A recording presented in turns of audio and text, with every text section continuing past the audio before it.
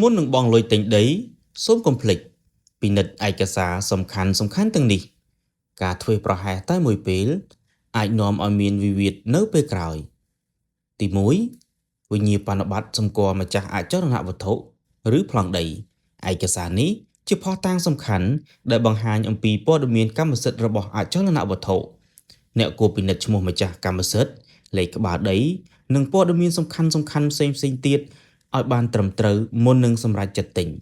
ទី2អត្តសញ្ញាណប័ណ្ណឬឯកសារបញ្ជាក់អត្តសញ្ញាណរបស់ម្ចាស់ដីសូមផ្ទៀងផ្ទាត់ថាឈ្មោះនិងព័ត៌មានអត្តសញ្ញាណរបស់អ្នកលក់ត្រូវគ្នានឹងព័ត៌មានដែលមាននៅក្នុងវិញ្ញាបនបត្រសម្គាល់ម្ចាស់អចលនវត្ថុដើម្បីកាត់បន្ថយហានិភ័យអំពីការភ័ន្តច្រឡំណាមួយ